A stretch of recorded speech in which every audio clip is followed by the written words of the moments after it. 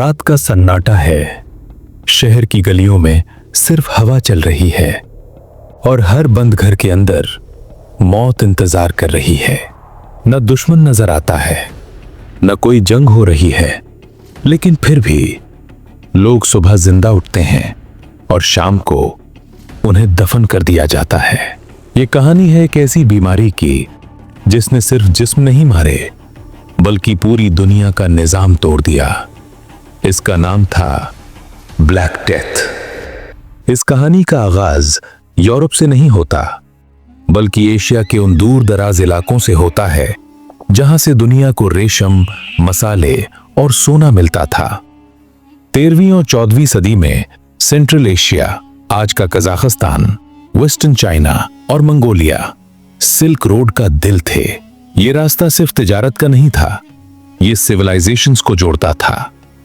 मगर किसी को यह अंदाजा नहीं था कि इसी रास्ते पर एक और मुसाफिर चल रहा है और वो मुसाफिर मौत है।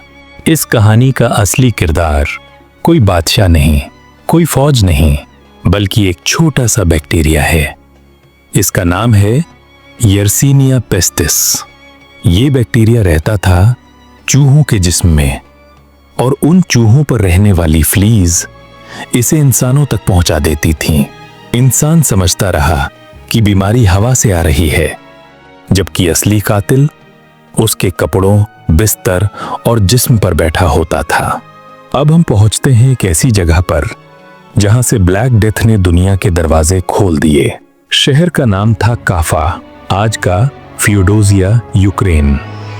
यहां मंगोल फौज और यूरोपियन ट्रेडर्स के दरमियान जंग हो रही थी, मगर इस जंग में तलवार से ज्यादा खौफनाक चीज इस्तेमाल हुई।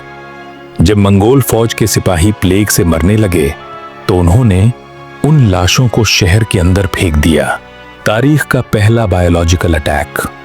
और फिर जब इटालियन ट्रेडर्स अपने जहाजों में वापस यूरोप गए तो मौत भी उनके साथ सफर पर निकल पड़ी। 1347 जैसे ही जहाज वेनिस, जेनोआ और मर्सेई के पोर्ट्स पर लगे, लोगों ने देखा कि कुछ मुसाफिर पहले ही मर चुके थे, बाकी मरने वाले थे। कुछ ही हफ्तों में शहर के शहर बुखार, चीखों और लाशों से भर गए। इस बीमारी को नाम दिया गया ब्लैक डेथ, क्योंकि लोगों का जिस्म सियाह पड़ जाता था। ये बीमारी एड्स जैसी नहीं थी, ये 3 चेहरों के साथ आई।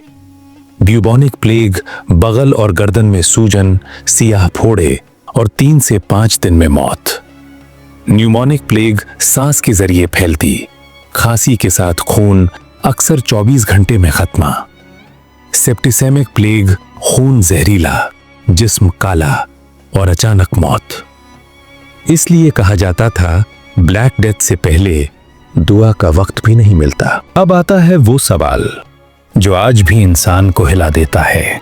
सिर्फ 4 साल में 1347 से 1351 तक यूरोप में 75 से 100 मिलियन, एशिया में 40 से 50 मिलियन, मिडिल ईस्ट और नॉर्थ अफ्रीका में 20 से 30 मिलियन, यानी 200 मिलियन से ज्यादा इंसान।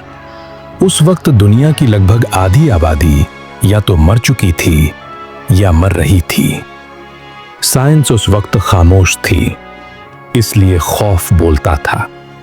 लोग कहते थे ये खुदा का अजाब है, सितारे गलत हो गए हैं, हवा जहरीली हो चुकी है। डॉक्टर्स अजीब मास्क पहनते जिनमें लंबी चोंच होती और उस चोंच में फूल भरे होते। उन्हें लगता था कि बदबू बीमारी है, जबकि असली बीमारी उनके करीब खड़ी थी। फ्लोरेंस, लंदन, पेरिस, ये शहर जिंदा जगहों से कब्रिस्तानों में बदल गए। लाशें उठाने वाला कोई नहीं होता, घर बंद, गलियां खामोश। कई लोग अपने ही घरों में अपने ही रिश्तेदारों के साथ मर गए। कुछ महीने गुजरे और लोगों ने समझ लिया कि ये बीमारी कुछ दिनों की मेहमान नहीं, ये रहने आई है। शहर के दरवाजे बंद कर दिए गए, लेकिन मौत के लिए कोई दरवाजा बंद नहीं होता। जो घर आज महफूज लगता था, कल वहीं से लाशें निकलती थीं। और धीरे धीरे लोगों ने एक दूसरे से दूर रहना शुरू कर दिया। ब्लैक डेथ ने सिर्फ जिस्म नहीं मारा, इसने इंसानी रिश्ते भी तोड़ दिए। माँ अपने बीमार बच्चे को छूने से डरती थी। शौहर अपनी बीवी के करीब बैठने से घबराता था, क्योंकि जो आज जिंदा है कल उसी के हाथ से दफन किया जा सकता है। कई लोग अपने घर छोड़कर भाग गए और कई घर के अंदर ही कैद होकर मर गए। शहरों में लाशों का इतना ढेर लग गया कि कब्रिस्तानों में जगह खत्म हो गई। इसलिए बारी बारी मास ग्रेव्स बनाई गईं। एक ही गड्ढे में 50, 100, कभी 500 लाशें, बिना दुआ, बिना नाम, बिना पहचान। सिर्फ एक ही पहचान होती थी कि ये भी ब्लैक डेथ का शिकार है। जब साइंस जवाब ना दे सकी तो लोग मजहब की तरफ भागे।